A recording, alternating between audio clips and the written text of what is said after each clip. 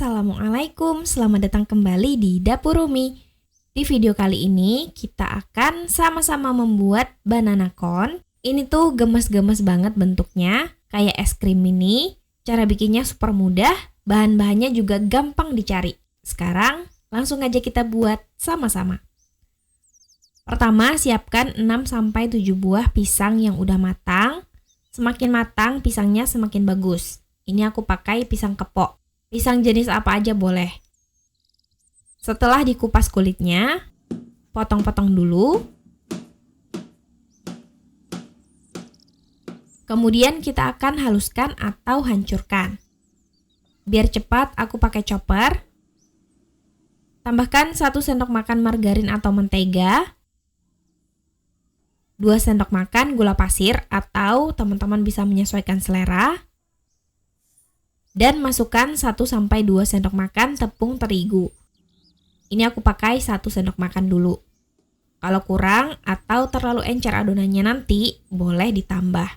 1 sendok makan penuh susu bubuk, tapi ini opsional aja, boleh skip kalau nggak ada. Kemudian haluskan. Biar cepat aku pakai chopper. Teman-teman boleh ya menghaluskan manual menggunakan garpu atau apapun yang bisa dimanfaatkan. Kalau udah halus dan tercampur rata, hasilnya jadi seperti ini. Ini siap untuk digunakan. Ambil secukupnya kulit pangsit. Kemudian ini kita potong menjadi 2 bagian. Seperti ini. Ambil selembar kulit pangsit dan buat bentuk seperti corong atau cone. Boleh kalau mau dirapikan atau dipotong dulu. Dan rekatkan ujungnya menggunakan air seperti ini. Lakukan terus sampai kira-kira dapat secukupnya untuk meletakkan adonan di dalamnya. Aku bikin 22 pieces. Ambil adonan, kemudian masukkan ke dalam cone kulit pangsit seperti ini. Lakukan sampai selesai. Dan ini dia adonannya udah dimasukkan ke dalam seluruh cone kulit pangsitnya. Dan ngepas banget aku dapat 22 pieces untuk menghabiskan adonannya. Ini udah siap untuk digoreng. Langsung aja goreng di minyak panas di api sedang agak kecil sedikit.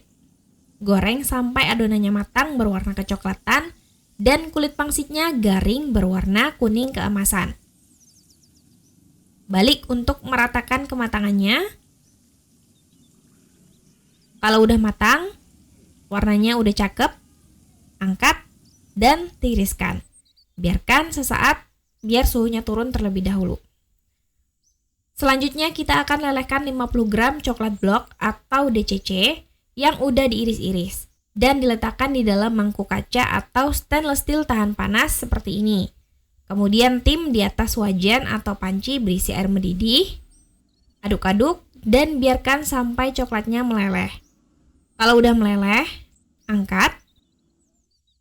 Celupkan banana cone ke dalam lelehan coklat seperti ini.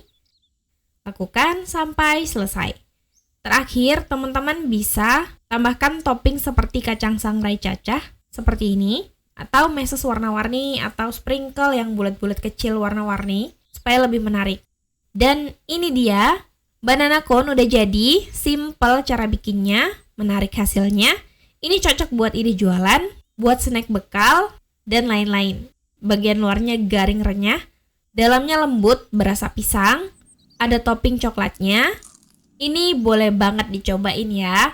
Selamat mencoba, makasih udah nonton, maaf kalau ada salah, semoga bermanfaat. Wassalamualaikum warahmatullahi wabarakatuh. Di video kali ini kita akan sama-sama membuat popia pisang yang lagi ngehits di Malaysia. Kalau kita ini nyebutnya piscok lumer ya. Kita bikin dengan bahan-bahan yang terjangkau. Mudah banget pastinya, rasanya enak banget. Sekarang langsung aja kita buat sama-sama. Pertama, siapkan pisang yang udah matang. Ini aku pakai pisang kepok. Ambil pisang dan lepaskan dari kulitnya. Kemudian bagi menjadi 2 atau 3 bagian atau menyesuaikan selera. Boleh kalau mau dipotong ujungnya untuk menyesuaikan kulit lumpia yang kita gunakan. Ambil kulit lumpia, ini aku pakai ukuran persegi 12,5 cm. Teman-teman boleh banget kalau mau pakai ukuran atau jenis lainnya. Kalau pakai yang lebih besar, nanti lebih tebal hasilnya nanti, jadi lebih bagus ya. Beri tutup kain lembab seperti ini supaya tidak mudah kering. Letakkan kulit lumpia, beri pisang di atasnya, tambahkan selai coklat. Ini beli jadi di toko bahan kue ya, selai coklatnya. Kalau misalnya nggak ada, skip aja, nggak apa-apa. Kemudian kita gulung seperti ini. Lipat kedua sisi samping kanan dan kiri. Kemudian beri air atau campuran air dan terigu seperti ini. Kuaskan di ujung kulit lumpia. Kemudian gulung lagi hingga hasilnya jadi seperti ini. Ini gampang banget, lakukan sampai selesai. Dan ini dia hasilnya. Ini siap untuk digoreng. Ini posisinya aku balik. Dan karena kulit lumpia yang aku gunakan itu kecil, sehingga gulungannya tipis kayak gini. Ini harus ekstra rapat gulungnya, dan saranku kalau mau diberi isi coklat, gunakan kulit lumpia yang lebih besar atau bisa didobelin aja untuk mencegah coklat bocor saat digoreng. Goreng di minyak panas di api sedang, goreng sampai kulit lumpianya garing dan kecoklatan. Kalau udah matang, angkat dan tiriskan. Ini udah jadi, gini aja sebenarnya udah enak banget, udah boleh langsung disantap. Tapi supaya semakin mantap lagi, sajikan bersama aneka rasa sesuai selera. Ini aku pakai glaze coklat, vanila, tiramisu, dan stroberi. Glaze ini bisa beli di toko bahan kue ya teman-teman. Aplikasikan merata di atas popia pisang atau lumpia pisangnya dengan cara seperti ini. Tentu aja kalau teman-teman mau pakai Nutella itu juga boleh ya, silahkan aja.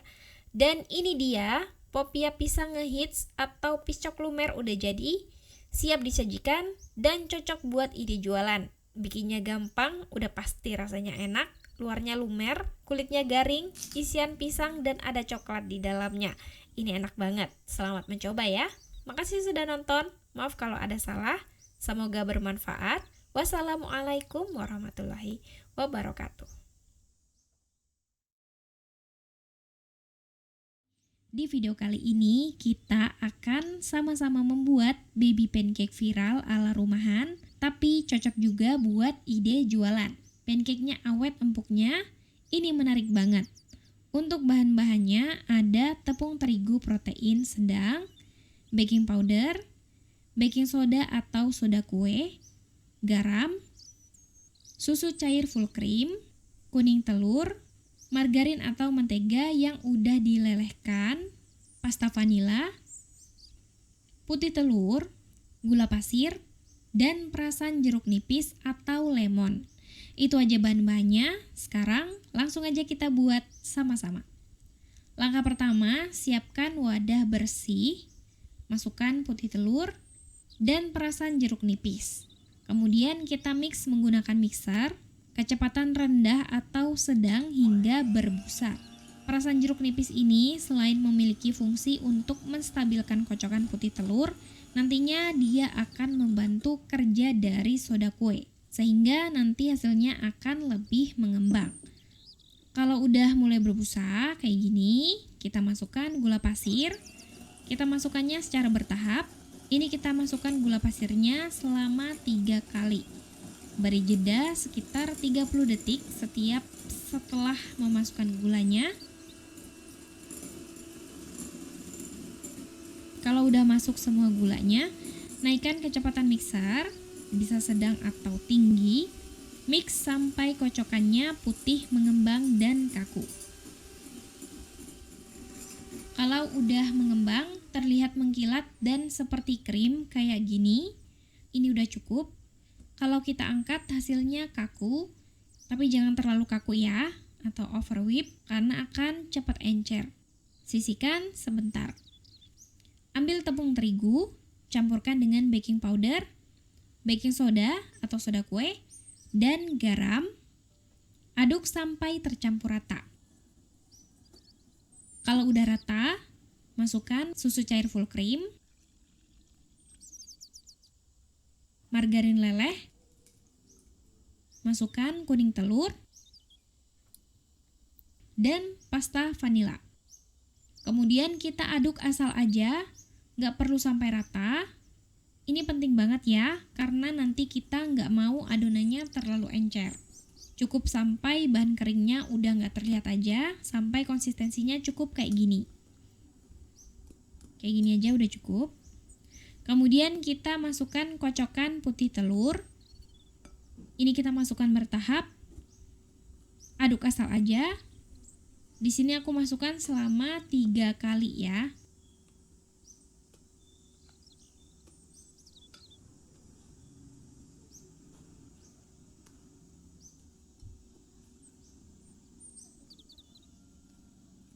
Kalau semua kocokan putih telurnya udah masuk, ini adonannya udah siap untuk dicetak. Masukkan ke dalam piping bag atau plastik segitiga supaya mudah untuk mencetak adonannya. Siapkan wajan anti lengket, set api ke api sedang agak kecil sedikit. Kita biarkan pan anti lengketnya benar-benar panas. Semprotkan adonan ke atas pan, ukurannya mini aja tapi nggak kecil-kecil banget. Beri jarak satu sama lain. Ini pannya nggak aku oles apapun. Kalau teman-teman pakai pan yang bukan anti lengket, oles aja margarin sedikit. Kalau udah, ini kita tunggu sampai bagian bawahnya kecoklatan. Kemudian balik. Nah, kalau panasnya pas, bagian bawahnya tuh bisa kecoklatan seperti ini. Ini pancake-nya tebel-tebel dan fluffy ya kelihatannya. Biarkan matang merata. Kalau udah matang merata, angkat dan lakukan sampai selesai. Ini hasilnya jadi banyak dan bertumpuk-tumpuk kayak gini, siap untuk disajikan. Ini aku sajikan bersama dengan glaze donat. Glaze donat bisa teman-teman beli di toko bahan kue. Aku pakai glaze coklat, glaze vanila, kemudian strawberry, dan tiramisu. Biar tambah cantik, aku tambahkan sedikit glaze vanila di glaze coklat. Terus buat motif abstrak, kita bisa tambahkan topping seperti coklat bubuk di atas glaze tiramisu, remahan Oreo, atau biskuit lainnya. Dan almond slice panggang kayak gini. Bebas aja ya, sesuai selera. Ini menarik banget dan cocok buat ide jualan. Pancake-nya lembut dan empuk. Cocok disajikan dengan topping aneka rasa. Pancake-nya ini awet empuknya, bahkan udah aku tes sampai lebih dari 1 hari. Masih tetap empuk. Selamat mencoba ya. Makasih udah nonton. Maaf kalau ada salah. Semoga bermanfaat. Wassalamualaikum warahmatullahi wabarakatuh. Di video kali ini, kita akan sama-sama membuat burger yang imut-imut dan super duper mini. Ini unik banget, cocok buat ide jualan. Cara bikinnya gampang tanpa mixer. Sekarang, langsung aja kita buat sama-sama. Langkah pertama, siapkan wadah. Masukkan 300 gram tepung terigu protein tinggi. Tambahkan 45 gram gula. Di sini aku pakai gula halus. Kalau pakai gula pasir juga boleh. Biasanya gula halus itu menggumpal, jadi boleh diayak dulu kalau perlu ya. Tambahkan 1 sendok teh penuh ragi instan. Kalau ditimbang beratnya 5 gram. Kemudian aduk sampai tercampur rata. Kalau udah tercampur rata, buat cekungan di tengahnya. Masukkan 1 telur. Kemudian aduk seperti ini. Tuangkan 125 sampai 135 ml susu cair hangat. Jangan langsung dituangkan sekaligus. Kita tuangkan sambil aduk-aduk hingga bahan basahnya tercampur dengan bahan kering. Kalau sudah menggumpal dan mulai susah diaduk, selanjutnya kita lanjutkan mencampur adonan menggunakan tangan yang bersih. Uleni sebentar sekitar 3 menit sampai membentuk adonan. Kira-kira sampai seperti ini. Ini udah menyatu membentuk adonan. Ini akan aku istirahatkan sebentar, sekitar 15 menit supaya adonannya lebih lemas. Ini triknya supaya kita nggak terlalu lama nguleninya. Karena adonan burger itu nggak boleh lembek ya, sehingga memang agak susah diulen. Tutup wrap supaya nggak kering. Step ini boleh kalau mau di skip juga nggak apa-apa. Ini hanya trik untuk memudahkan aja. Setelah didiamkan sekitar 15 menit, adonannya udah lemas dengan sendirinya. Nah, kayak gini ya. Kemudian masukkan 30 gram margarin atau mentega dan setengah sendok teh garam. Lanjut kita uleni hingga adonan menyatu dan tercampur rata.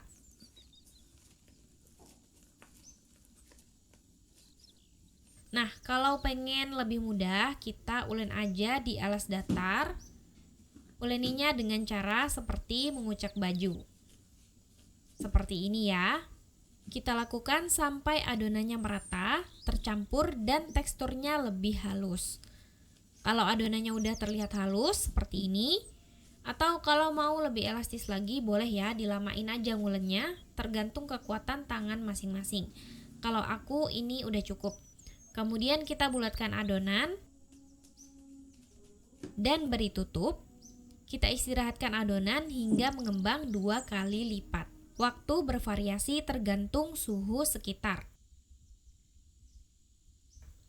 Setelah diistirahatkan sekitar 45-60 menit, adonan ini udah mengembang hingga 2 kali lipat. Kemudian kempeskan adonan. Pastikan udaranya benar-benar keluar. Kemudian kita bagi adonan menjadi beberapa bagian sesuai selera. Di sini aku bagi dan timbang beratnya masing-masing sekitar 10 gram. Kemudian bulatkan adonan dengan cara seperti ini. Usahakan rapat supaya seratnya nggak bolong-bolong. Lakukan sampai adonannya habis. Susun di loyang yang udah dioles margarin atau dialasi kertas baking. Jangan lupa diberi jarak yang cukup. Kita biarkan adonannya mengembang hingga 2 kali lipat. Nah, bikin mini burger ini harus gercep, serba cepat untuk berkejaran sama waktu. Karena kalau suhu sekitar lagi panas, adonan bakalan cepat banget ngembangnya. Seperti yang teman-teman lihat seperti ini. Yang pertama kali dibentuk udah keburu ngembang duluan.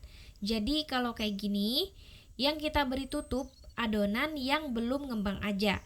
Sementara yang udah ngembang, dibiarin aja supaya yang ditutup bisa mengejar ketertinggalan pengembangannya. Tutup dan biarkan mengembang 2 kali lipat. Waktunya bervariasi ya, tergantung suhu sekitar. Setelah mengembang 2 kali lipat, kita beri olesan telur. Ini bisa kuning telur atau telur utuh yang dicampur sedikit susu, kemudian diaduk-aduk. Oleskan merata di atas permukaan adonan menggunakan kuas. Lakukan sampai selesai. Taburi wijen di atasnya dan siap untuk dipanggang. Panggang di oven yang udah dipanaskan sebelumnya. Panggang di suhu 180 sampai 190 derajat Celcius, api atas bawah. Panggang selama 10 menit atau menyesuaikan dengan oven masing-masing. Kalau udah kecoklatan bagian atasnya kayak gini, langsung aja kita angkat. Ini panggangnya memang nggak usah lama-lama karena ukurannya kecil jadi matangnya cepat. Kalau kelamaan malah nanti bisa kering dan keras. Selagi panas, olesi dengan margarin atau mentega di permukaannya supaya kelembabannya terjaga dan kinclong hasilnya. Pindahkan ke cooling rack dan biarkan dingin. Kalau udah dingin, boleh disimpan di wadah kedap udara. Dari satu resep ini, aku dapat mini burger sebanyak ini, sekitar 54-58 pieces. Imut-imut dan gemes-gemes banget karena ukurannya mini. Kalau resep ini dibuat burger ukuran biasa, juga nggak masalah ya. Ini bisa banget. Ini kokoh banget, tapi dalamnya empuk. Kalau kita pencet, dia bakal kembali ke bentuk semula.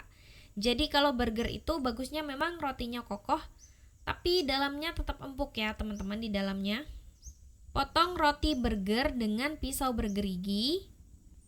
Nah, untuk hasilnya seratnya bagus seperti ini, kelihatan empuk walaupun rotinya kokoh. Untuk penyajiannya, aku akan isi menggunakan sosis yang udah dimasak sebentar dengan margarin. Sosisnya kalau bisa cari yang ukurannya agak besar supaya fit masuk ke dalam mini burgernya. Kemudian ada selada yang udah dipotong-potong seperti ini. Ada timun yang dipotong tipis dan menjadi 3 bagian. Dan ini ada keju slice yang udah aku potong jadi 9 bagian.